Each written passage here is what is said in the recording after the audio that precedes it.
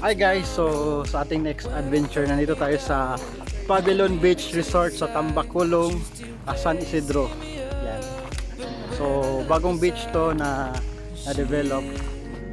So, ngayon ay weekdays kaya medyo walang tao. Pwede na mag-vlog rin.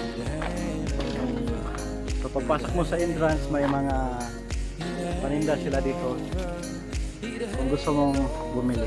Yan. So ituro ko kayo sa place guys, dito sa Pavilion Beach Resort. Yan.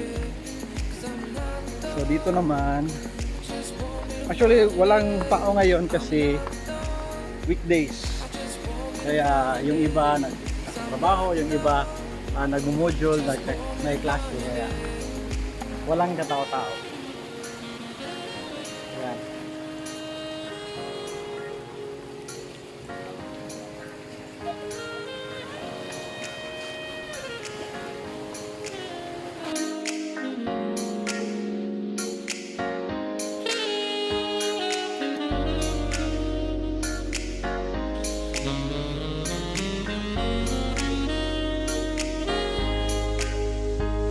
So why are you moving on? Someone told me that I could find it. I will find my way. Gotta keep looking. Meron po sila ginawang bridge doon pero hindi pa natapos. Kasi nga bago pa nga ito yung bago pa tong resort kaya hindi pa natapos yung iba. She guides me with the sun and light of me. It ain't over. It ain't over. It ain't over.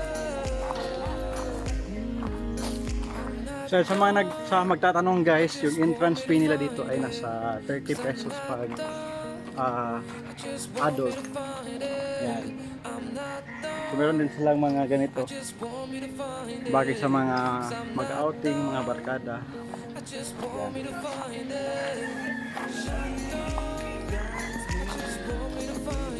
Then meron silang shower area pagkatapos ng mag-swimming sa dagat kasi maasim. Then meron din silang mga ganito, hindi pa alam kung anong tawag sa doon ng yan.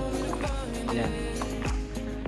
Then dito meron din silang function room. So walang katao-tao kasi alas 5 na rin, then weekdays na kaya medyo walang tao.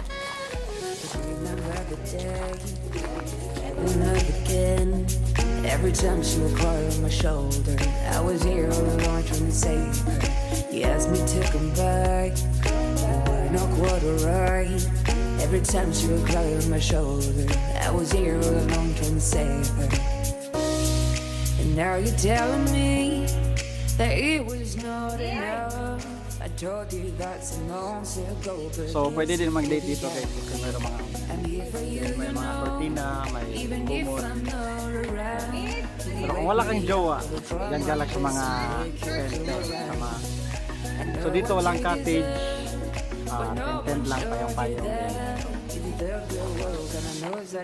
Ayan guys, sana nag-enjoy kayo sa ating short vlog dito sa Pavilion Beach dito sa San Isidro. Kaya kung may plan kayo na mag-visit dito, then visit lang kayo kasi maganda yung ambience ng lugar, then mura lang yung entrance fee, then makakabili ka naman ng ng mga inumin kung gusto niyo mag-inom. Kaya yan. So It's alright. You're surrounded by people that love you. Whatever you need will go through and force you to stay.